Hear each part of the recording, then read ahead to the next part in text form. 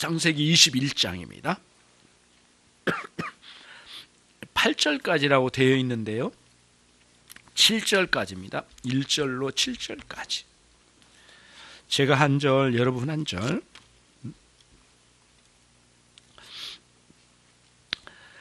여호와께서 그 말씀대로 사라를 권고하셨고, 여호와께서 그 말씀대로 사라에게 행하셨으므로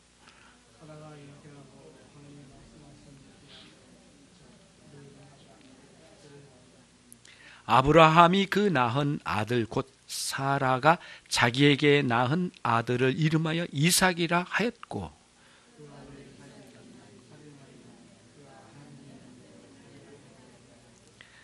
아브라함이 그 아들 이삭을 낳을 때에 100세라.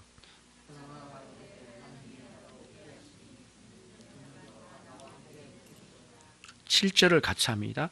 또 가로되 사라가 자식들을 젖먹이겠다고 누가 아브라함에게 말하였으리요마는 아브라함 노경에 내가 아들을 낳았도다 아니라. 아멘. 기쁘지 않나요? 그토록 없던 아이를 낳았습니다. 이거 뭐 굉장합니다. 그래서 어젯밤에 괜히 사라의 마음으로 묵상을 한번 해봤어요. 사라의 입장으로. 눈물이 펄펄 나더라고요. 너무너무 마음이 아프더라고요.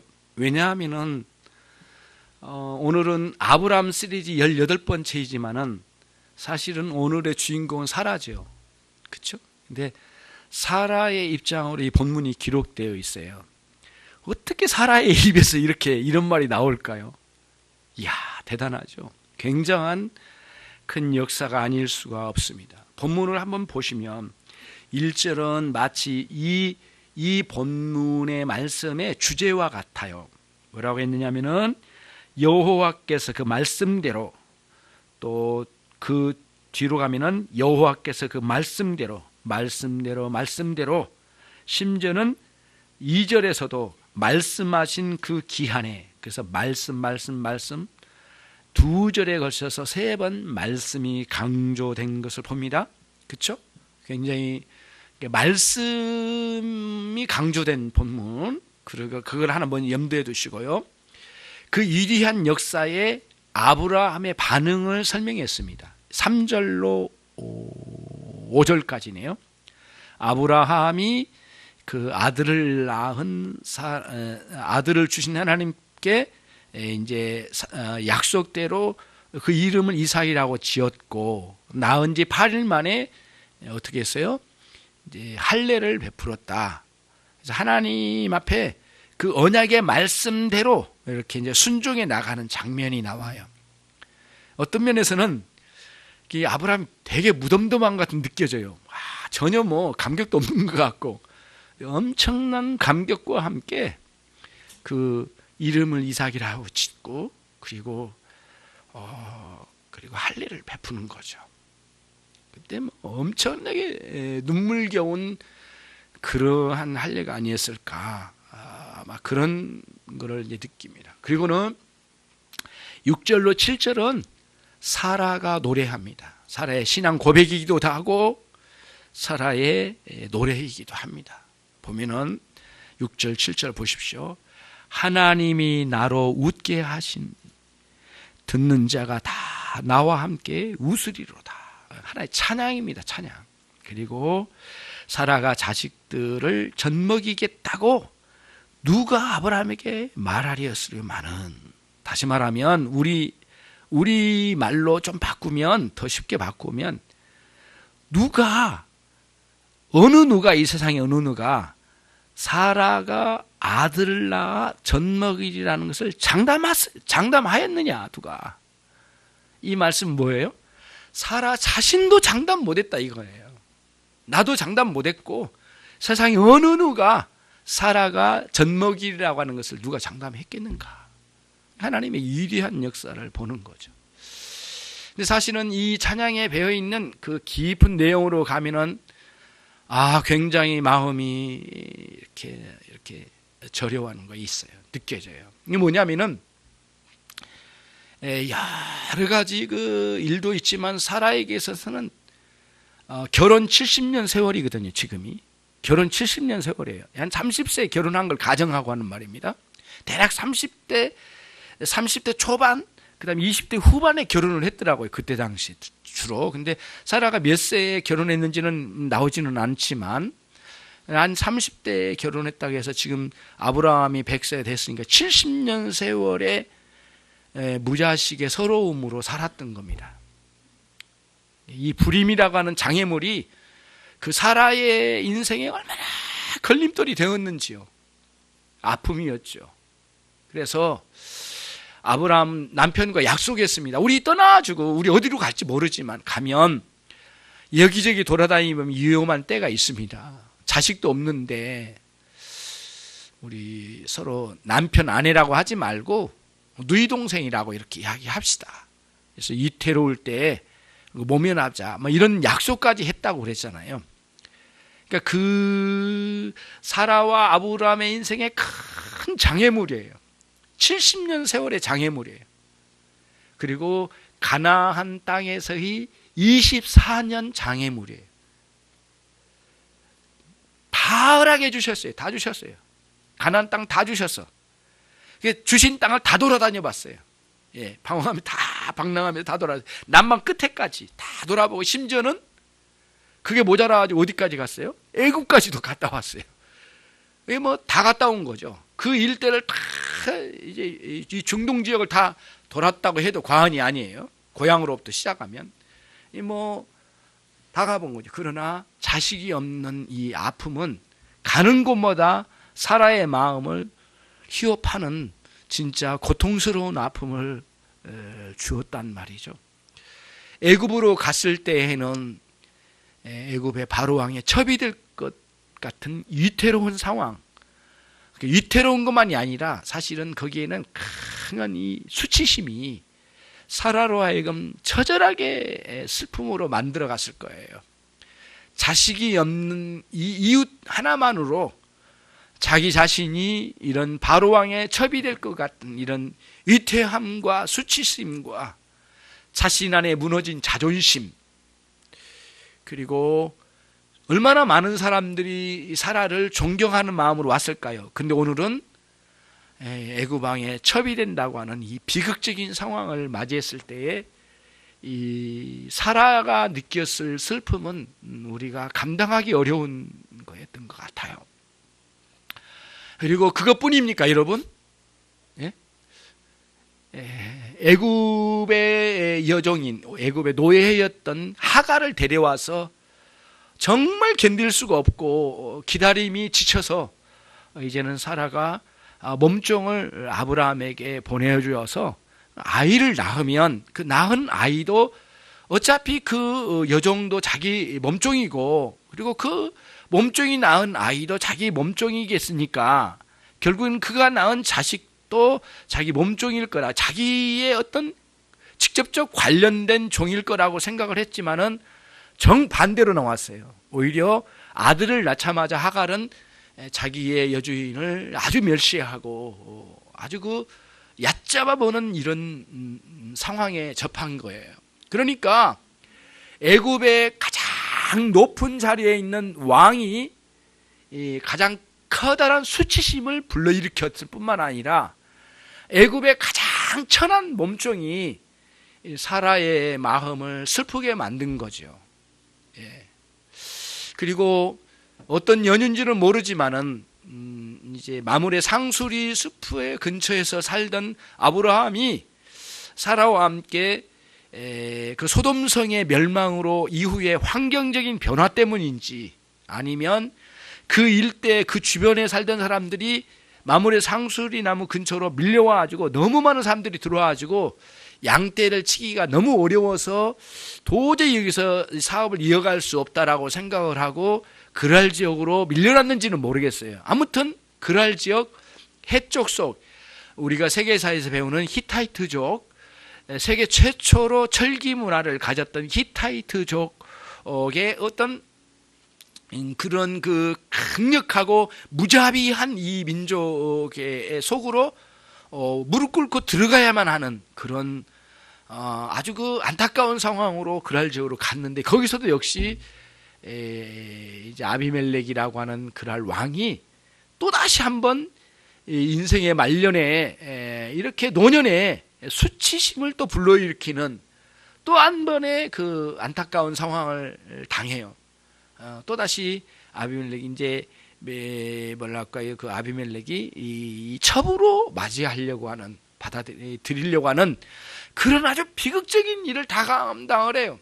그러니까 뭐 그 사라는 그 아브라함의 아내로서의 위치가 있지만은 사실은 그 위치에 그 신분답게 대접을 받은 게 아니라 가는 곳마다 온갖 수치를 다 당하는 그런 일들이 이제 사라의 인생에 계속 되어진 거예요. 그런데 그걸 견딜 수는 있겠어요. 그러나 뭐냐면은 아들만 있다면은 내가 그런까지 거 다 잊어버리고 견딜 수 있겠는데 여전히 아들이 없는 거예요. 이 불임이라고 하는 이 엄청난 장애물이 사라의 일생을 큰 고통으로 몰고 왔죠. 그래서 사라의 마음에는 끝없는 의심이 하나님의 말씀에 대해서 끝없이 대적을 했던 거예요. 일생 동안. 길게는 70년 세월이고 24년의 가나안 생활은 하나님의 언약의 말씀에 대한 의심으로 대적하는 일들이 계속 진행된 거예요. 이게 이제 이 본문이 이제 그거를 보여준 거예요. 그 지금까지 계속해서 하나님이 어떻게 약속을 하시든 간에 그게 받아들여지질 않았던 것 같아요. 이 사라에게는. 그리고 인간적인 방식으로 그걸 채워볼까, 모양이라도 내볼까, 그래서 몸종에게 아들을 얻어서 그 자리를 메꿔볼까 했는데 그것도 실패했잖아요. 실제로 엘리에셀이라고 하는 하란에서 데리고 온 종을, 아브라함의 종을 이제는 아브라함 가정의 후계자로 삼으려고 했습니다. 그게 나와요, 실제로. 그리고 원래 고향에서 데리고 온 조카 롯이 있잖아요. 롯. 소돔성에서 들어가서 망했던 그 롯을 자기의 후계자로 삼으려고 했습니다. 그것도 실패했거든요. 그리고는 몸종의 아들을 낳아서 걔를 통해서 뭔가 이제 이 아브라함의 이 가계를 이어갈 거라고 후계자로 삼으려고, 그것도 실패를 한 거예요. 이게 끝없는 의심과 실패의 연속이었어요. 거기에 고통과 수치심과 두려움이 막 이제 그 사라의 마음을 막 늘 두들겨 패는 거예요. 의심이. 그게 일생 동안 계속됐던 거예요. 그런데 오늘 21장에서 여호와께서 사라를 권고하시고라고 되어 있는데, 원래는 원어에는 쉽게 여호와께서 사라를 찾아오셨고 그렇게 표현합니다. 원어는 찾아왔다라고 되어 있어요. 찾아오면은 의역을 한 것 같아요. 찾아오셨다는 것은 두 가지거든요. 벌을 내리시거나 아니면 은혜를 베푸시거나 둘 중에 하나거든요. 근데 사라에게 찾아오셨다는 건 뭐예요? 의심이 많으니까 벌 주시려고? 아니에요, 하나님. 의심 많은 이 사라에게 은혜를 베푸시려고 찾아오셨다는 거예요. 그래서 권고라는 용어를 쓴 거죠. 우리말로 말하면. 그러니까 권고라는 것은 하나님께서 불쌍히 여겨 은혜를 베푸신다, 그런 뜻이에요. 우리말에는. 그런 의미가 담겨져 있죠. 좀 약간 의역을 한 것 같아요. 근데 그 다음에 또 똑같이 말씀대로 여호와께서 사라에게 뭐라고 되어 있습니까? 행하셨으므로 그랬습니다. 행하셨다는 건 뭐예요? 그 약속을 실행해 주셨다는 거예요. 그래서 말씀대로 그게 아니라 그 말씀대로 그러니까 이전에 약속하셨던 그 말씀대로, 이전에 약속하셨던 그 말씀대로예요. 그래서 이 본문은 사라가 하나님의 기도응답을 받은 차원이 아니에요. 그리고 사라의 인생의 문제를 해결해 주신 차원이 아니에요. 그것만이에요. 그 원래의 실체는, 이 본문의 실체는 그게 아니에요. 그게 아니고 아들 주신 것만이 실체가 아니에요. 전체가. 여기서 실체는 뭐냐? 정확하게 찝어내면 이거예요. 여러분도 눈치챘겠죠? 인간의 의심을 말씀이 이기신 사건이에요. 다시 말씀드릴게요. 약속의 말씀이 의심을 이긴 위대한 사건의 상황이에요. 이 상황이. 그러니까 하나님의 말씀은 인간의 의심을 뒤집는 거예요. 이게 엄청난 반전이거든요. 이 아브라함 시리즈 18번째 와가지고 완전히 반전이 일어난 거거든요. 이게 확 뒤집힌 겁니다. 한 번도 제대로 믿을 수 없는 의심의 연속이었어요. 근데 의심의 연속 속에는 수많은 일들이 있었어요. 그 안에는 이 의심이 사라의 마음의 의심이 주체가 되어서 좌절과 고통과 슬픔과 원망의 세월을 다 보낸 거예요. 이게 사라가 그만. 저는 그 불임의 여성의 고통을 다 알 수는 없어요. 육체적인 고통은 아니겠지만은 그 마음의 고통이 엄청날 거라고 생각해요. 일전에 결혼을 한 분인데 아이가 없어 한 10여 년 동안 아이가 없는 상황을 지내고 있는 지체를 만났거든요. 그 부분에 아이의 문제 부분에 있어서는 말을 잘 열지를 않아요. 그걸 깊이 그를 마음에 담아내요. 그리고 신방을 가서 만났어도 그 아이의 문제만큼은 더 이상 열지 않고 가슴으로 담아내는 장면을 봤어요. 그리고는 남들이 보지 않는 가운데 눈물로 그 탄식의 세월을 보내는 것을 느껴져요. 저에게 뭐라고 하냐면은 이분이 하나님께서 아들만 주신다면, 딸만 주신다면 내가 이 세상의 모든 거 다 바꾸겠습니다 그러더라고요. 내 인생을 다 걸겠습니다 거기다가. 그래서 내가 큰하게 오더라고요. 이분의 말이 무슨 의미인지를 알겠어요. 얼마나 소망하고 있을까. 남들은 쉽게 말해요. 저도 그렇게 쉽게 말했습니다. 뭐라고 했냐면은 그 미혼모가 낳은 아이들도 있지 않느냐, 입양해서 할 수 있지 않느냐. 그건 그거고요. 지금 이분이 불임의 가정이 말하는 건 다른 거를 말하는 거예요. 큰일이 하나님께 소망해요. 지금 어떻게 됐는지 잘 소식은 모르지만은 사라가 가졌을 이 마음, 그런데 중간에 하나님께서 계속해서 찾아오셔서 쉴 사이 없이 하나님께서 오셔서 뭐라 그래요? 아들을 주시겠다고 말씀하셔요. 그때마다 사라는 이루어지지 않는 문제는 공허한 말씀으로 다가왔던 것 같아요. 그리고는 인간적인 방식으로 그 말씀의 모양이라도 내보려고 무지하게 노력을 한 거예요. 그 자리가 엘리에셀이요, 그 자리가 롯의 자리고, 그 자리가 누구예요? 이스마엘이요. 그 자리가 자꾸 그 자리에 그렇게 갔던 거예요. 그리고는 어떻게 내 몸에서 아이를 낳을 수 있는가라고 하는 의심은 계속됐던 거예요. 그래서 우리는 여기서 사라의 의심을 비난하려고 하는 것은 너무 교만한 것 같아요. 그러기에는 사실은 우리에게도 사라와 동일한 의심이 많아요. 우리에게 장애물은 불임은 아니죠. 자식도 있고 잘 건강하게 자라가니까 불임은 아니지만은 우리에게 뭐가 있어요? 각종 모양은 다르지만은 모양 다른 장애물이 우리 안에 있어요. 그거는 여러분이 스스로를 아무에게도 말 못하고 저에게도 말 못하고 저도 여러분에게 다 말 못할 그 어떤 장애물들이 있어요. 그 안에서 끝없는 좌절과 고통과 원망의 세월을 보냈을 의심이 주체가 되어 우리의 마음을 끌고 간 기나긴 세월 70년, 24년 아니면 그 이상의 세월을 우리는 또한 더 보냈는지도 몰라요. 그런데 문제는 뭐냐? 사라를 왜 이렇게 의심이 많았나라고 사라를 비난하기 전에 사라가 경험하고 있는 의심이라고 하는 문제는 인간 본성, 저와 여러분이 동일하게 가지고 있는 의심의 속성이 다 있더라 이거예요. 모양은 다르지만은 다 의심의 속성을 가지고 있는 거예요. 그러니까 사라를 손가락질할 수 있는 게 아니라 사실은 어떤 면에서는 사라는 우리보다 더 훌륭한 것 같아요. 왜? 사라는 그거를 자기가 의심하고 있는 거를 하나님께라도 막 드러내놓고 터트리기라도 해.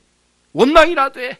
하나님께 막 짜증이라도 돼. 하나님께라도 막 가지고 가지고 자기의 아픔을 서러운 거를 다 드러내. 삶에서 막 드러냈잖아요. 지금 우리가 여기까지 오면서 봤잖아요. 사라가 막 남편에게도 원망하고 막 그랬잖아요. 그러면서 하나님이 안 보내주셨다, 하나님이 안 주시지 않았느냐, 막 그래서 계속해서 하나님이 안 주신 거를 막 이제 하나님께 원망하세요. 그렇게라도 자기의 인생의 불임이라고 하는 장애물을 가지고 하나님께 투덜거리기라도 한단 말이에요. 근데 우리는 그렇지 않아. 그걸 아예 숨겨. 그리고 그 장애물에서 원망하고 그런 것들을 다 숨기고 아예 하나님을 휙 돌려가지고 하나님을 외면하는 데까지 가버린 거죠. 그런 면에서는 사실은 우리가 사라보다도 못한 인생을 살고 있는 것 같아요. 저와 여러분 안에 있는 사라는 불임이지만 우리에게는 또 다른 장애물이 있을 거예요. 그는 누구에게도 말 못할 장애물이니 그거를 가지고 하나님께로 나갈 수 있는, 그리고 때로는 투덜거리기도 하고 원망도 하고 탄식도 하면서 그 하나님께 자기의 마음을 쏟아놓는 사람이 돼야 된다는 거예요. 우선은 그게 이 본문에서 도전하는 거예요. 하나님은 끝없이 우리에게 말씀으로 찾아오시거든요. 최소한 일주일 단위로 우리가 예배드리면서 말씀으로 찾아오시잖아요. 그리고 말씀으로 그토록 찾아오셔서 우리 안에 있는 장애물을 지적하시고 말씀하시고 하나님이 그 일을 이루시고 그걸 통하여 하나님이 일하실 것을 끊임없이 말씀하시는데도 그 장애물이 없다고 하고, 그리고 숨기고 나는 괜찮다고 말하고, 그리고는 아무 문제 없으니 하나님 나까지 귀찮게 그렇게 하지 마시고 저쪽에 박 집사나 좀 잘 좀 고쳐보세요.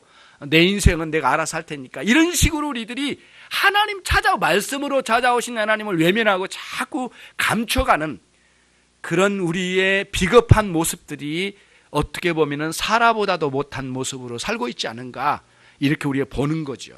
하지만 사라의 의심, 인간의 의심을 뛰어넘어 역사하신 하나님의 말씀이 승리하여 오늘 이루어나간 거예요. 그래서 모세는 이걸 기록할 때 뭐라고 했냐면 여호와께서 그 말씀대로 그랬어요. 이게 중요해요, 이게. 그래서 말씀이 의심을 뒤집는 사건이에요. 이 완전 반전이거든요. 아브라함의 일생의 최대의 반전이 이 반전이에요. 전쟁보다도 더 커요. 큰 반전이 일어났어요. 의심을 뒤집는 하나님의 말씀의 역사. 이게 모세가 이 모세오경을 기록하면서 강조하고 싶은 본문 같다라는 생각이 들어요. 그리고 거기에 대한 반응이 아브라함의 반응, 사라의 반응, 두 가지로 연결돼서 나온 거죠. 그런 면에서 우리들이 지금 살아가고 있는 우리의 신앙생활에 음흉하게 숨어있는 우리의 의심은 끝없이 하나님의 말씀에 대한 대적이에요. 말씀에 대한 의심입니다. 다른 의심이 아니에요. 예.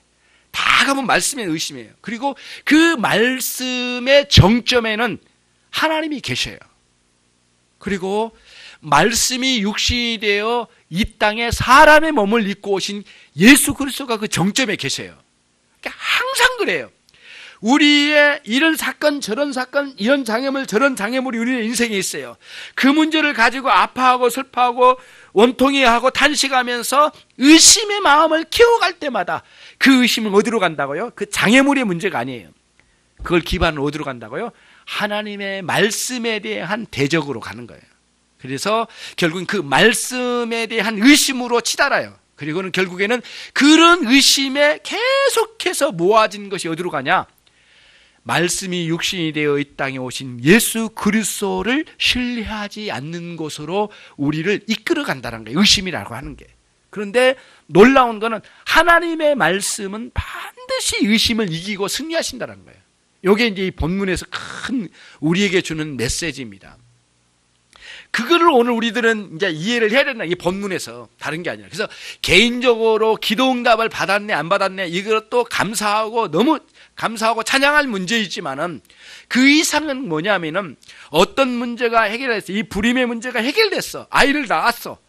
요 자체보다는 사실은 하나님의 말씀을 이루어 주셨다. 내 인생에 하나님의 말씀을 내 안에 성취해 주셨다. 하나님이 말씀을 가지고 내 인생에 찾아오셨다. 방문하셨다. 내 인생에.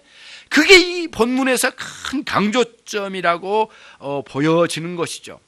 그래서 아이를 낳은 것이 본문의 실체이긴 하지만은, 본문의 사건의 실체이긴 하지만은 진정한 영적인 실체는 하나님의 약속의 말씀이 지칠 줄 모르고 의심을 깨트려 승리하신 말씀의 승리의 사건입니다. 이 본문이.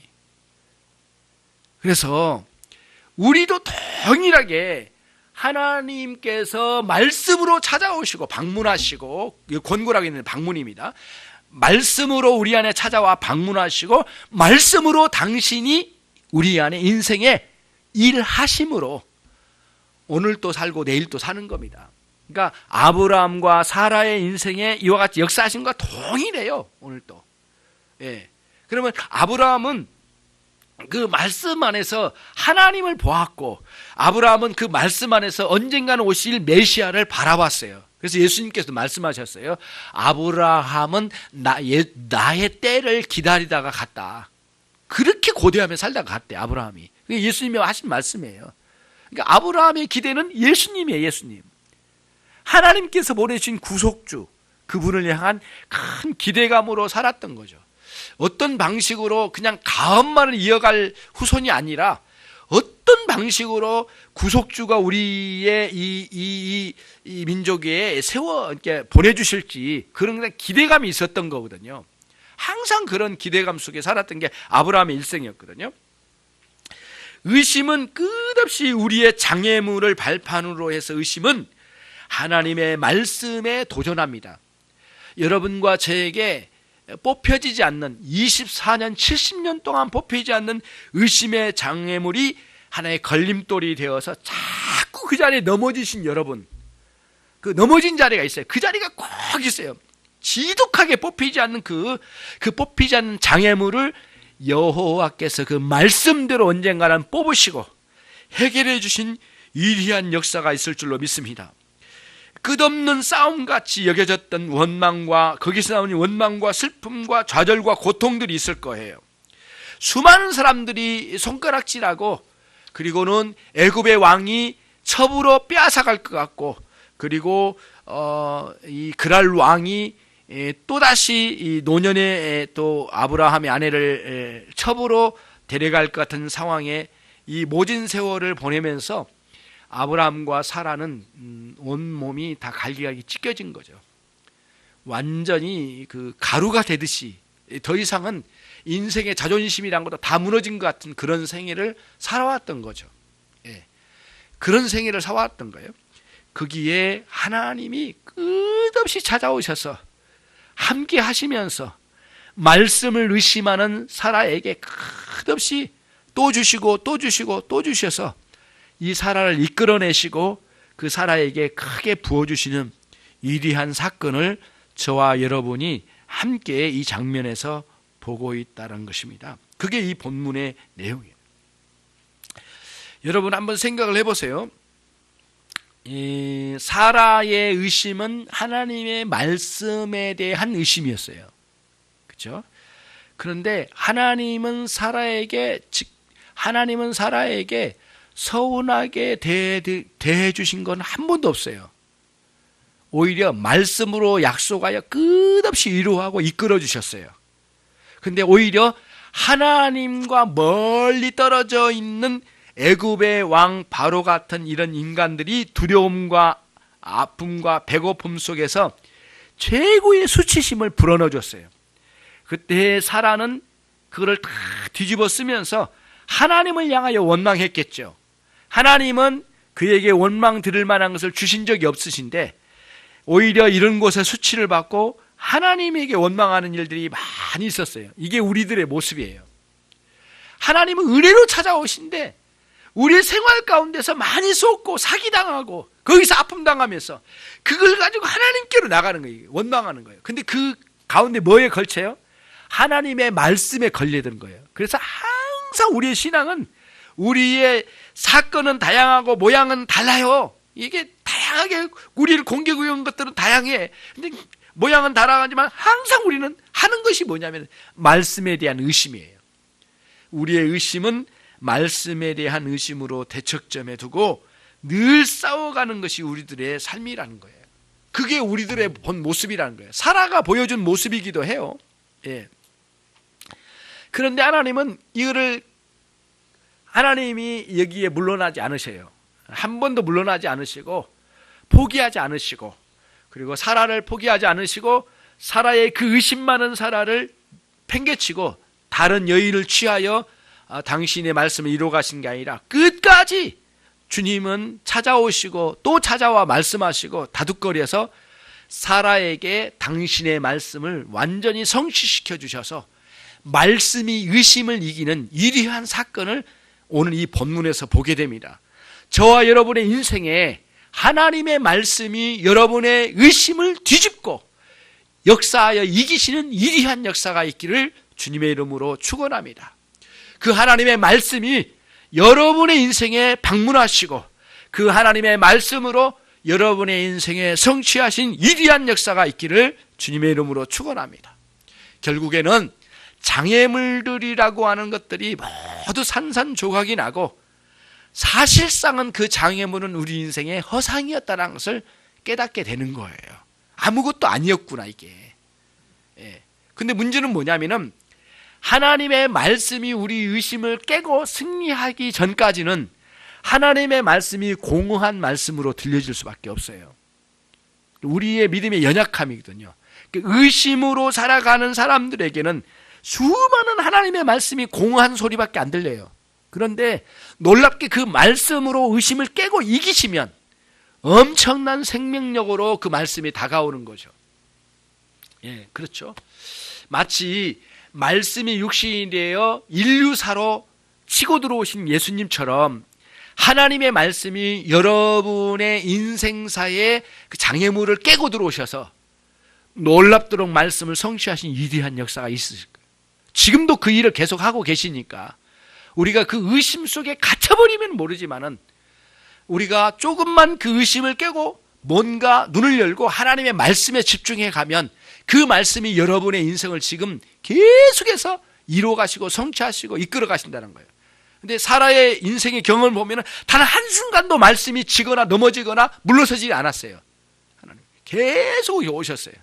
그러나 사라도 멈추지 않고 의심으로 그 말씀에 대항했기는 했지만은 여러분의 신앙의 의심의 신앙생활의 의심을 반전을 일으키시는 하나님의 말씀이 여러분의 의심을 뒤집는 역사가 있어서 단순한 장애물이 없어지는 수준이 아니라 사라처럼 말씀의 성취가 여러분의 인생에 이루어졌다고 하는 찬양이 넘쳐날 수 있는 그런 신앙 고백이 여러분의 입에서 저절로 나올 수 있는 그런 날이 반드시 오게 될 줄로 믿습니다.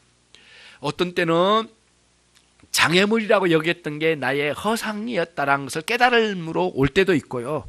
그 다음에 어떤 때는 있지도 않는 것을 내 스스로 만들어낸 경우도 있으니까 실제로 장애물로 있는 것들이 그 장애물이라고 생각했지만 사실은 그 장애물이 내 인생에 큰 도움이 되는 오히려 그 장애물을 딛고 일어서는 이 뭐랄까요 발판이 도움닫기 어떤 발판의 역할을 한 그런 역할로 쓰여질 때도 있어요. 아무튼 여러 가지 방식으로 하나님의 말씀은 여러분의 인생에 오셔서 하나님의 말씀이 여러분의 인생에 찾아와 여러분을 전면적으로 이렇게 개편하고 그 뒤집는 놀라운 역사가 있을 줄로 믿습니다. 이 말씀을 준비하면서 이런 묵상을 해봤어요. 여러 인생에는 장애물이 우리에게 와요. 신앙의 장애물들이 다양하죠. 남편의 모습으로 올 때도 있고 아내의 모습으로 올 때가 있고 자식의 문제로 올 때가 있고 사업의 문제, 돈의 문제, 사람들과의 관계의 문제, 건강의 문제, 다양한 모습, 나의 약점, 그 다음에 가족들의 약점, 뭐 이런 것들이죠. 수만 가지의 이런 것들이 와요.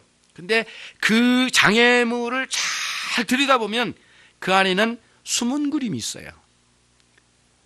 그거를 여러분들이 믿음으로 볼 수 있기를 바랍니다. 그 숨은 그림 안에는 하나님의 계획이 보여요. 그리고 그 숨은 그림에는 하나님의 구원이 보여요. 그리고 그 고난의 세월의 숨은 그림에 여러분 영원한 생명이 보여요. 그리고 지독하게 하나님 멀리하려고 하는 우리의 모습이 보여요. 하나님과의 관계가 보여요. 숨은 그림에서 그걸 보는 거예요.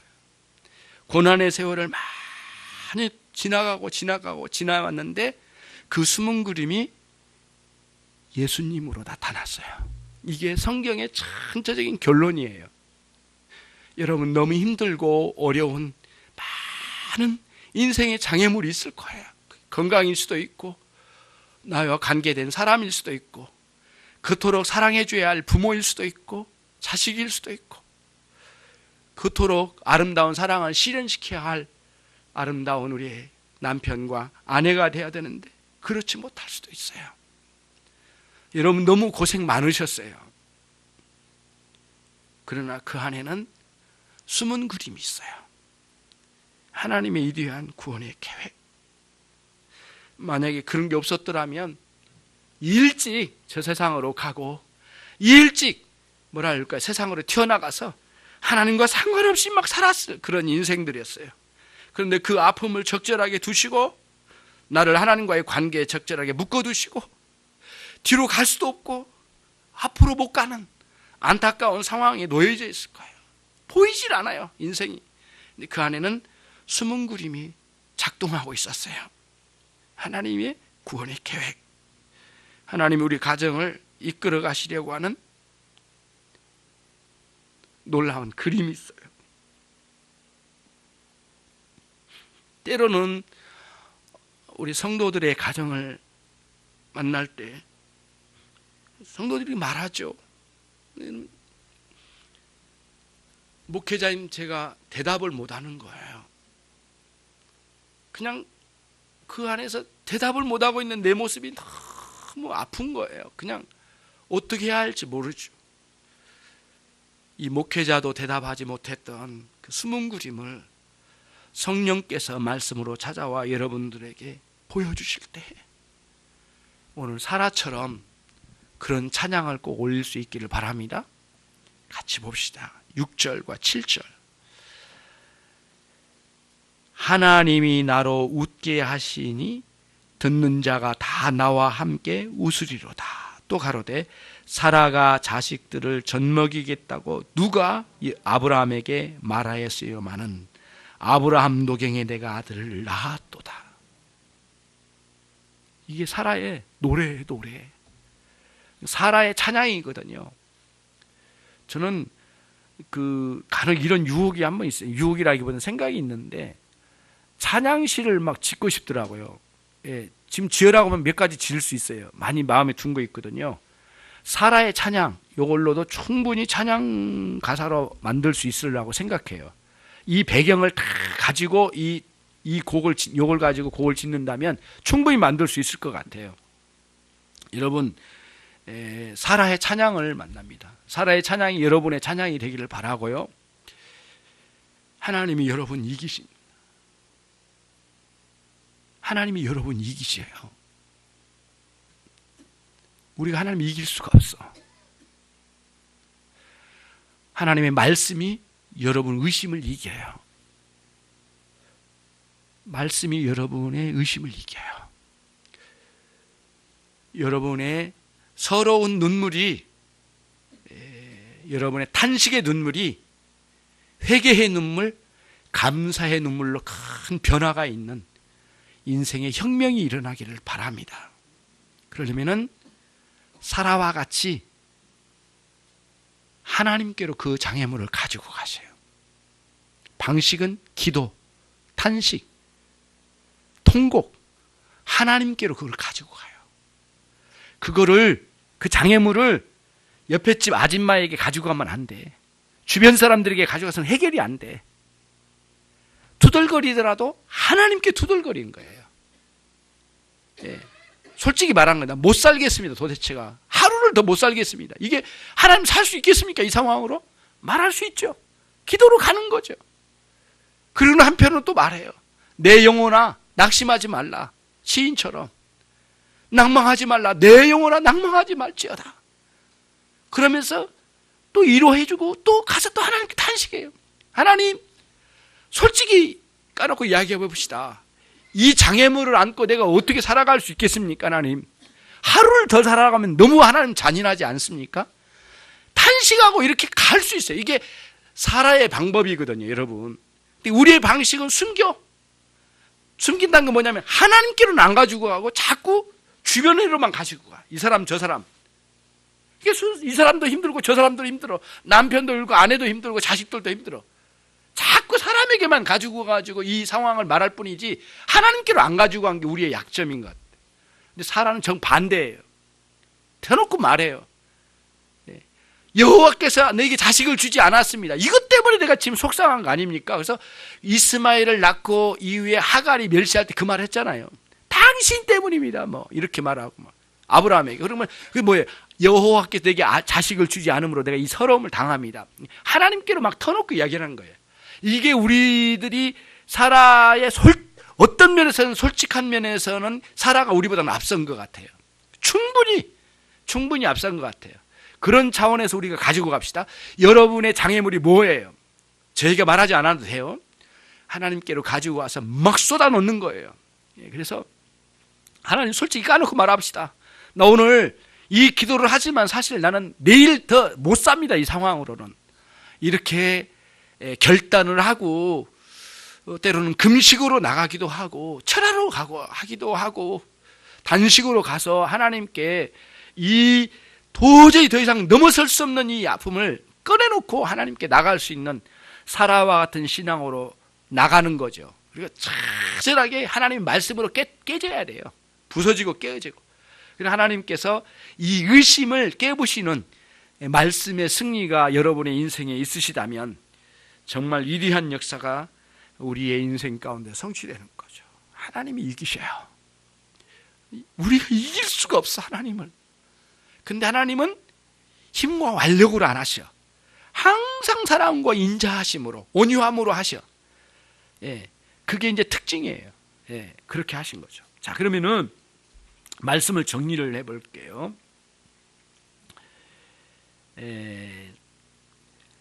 아브라함의 마음을 그 아브라함과 사라에게 가장 적절한 표현으로 다윗이 노래한 적이 있어요. 시편 30편 가보겠습니다. 시편 30편 가보겠습니다.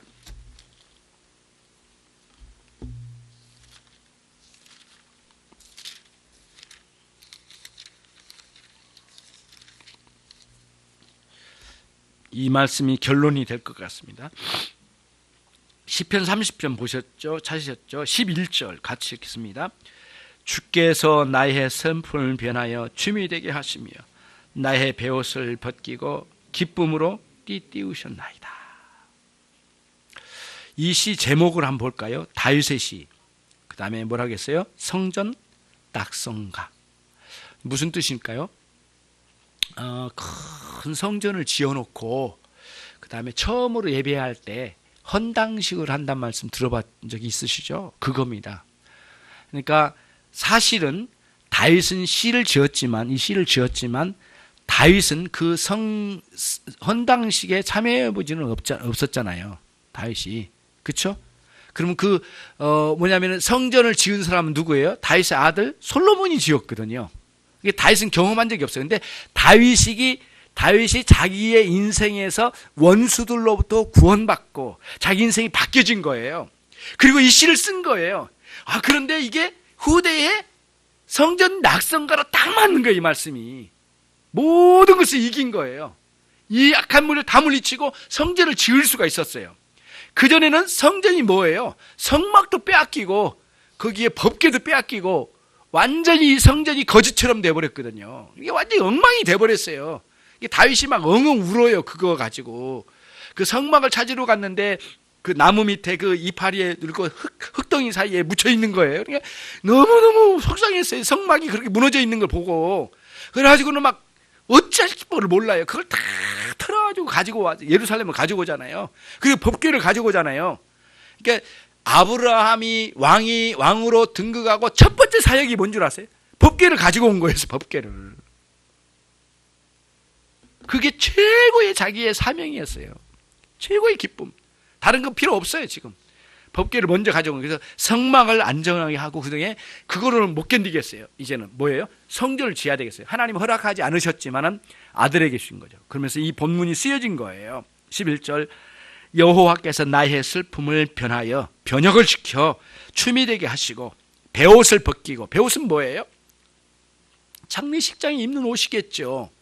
그리고는 또 매우 슬프고 통탄스러운 때에 입고 가는 옷이겠고, 또 그 다음에 뭐랄까요, 그 회개할 때 입는 옷이겠죠. 그 옷을, 그 쓰라리고 슬픔이 배어 있는 그 옷을 벗기고 기쁨으로 나를 띠띠워 주셨대요. 이게 사라에게 있는 위대한 하나님의 말씀의 승리를 보여준 겁니다. 저와 여러분에게 있는 수많은 장애물들을 그 장애물들 사이사이에 지나가는 자리를 쭉 그려보면은 하나님의 위대한 구원의 계획이 있고 여러분의 인생과 여러분의 가정을 지키시는 위대한 역사를 보게 될 거예요. 순간순간마다 하나님이 그리 하신다. 이제는 슬픔이 변하여 춤이 되게 하는 위대한 역사. 창세기 21장은 춤추는 장입니다. 춤추는 장. 너무너무 감사하고 기뻐해요.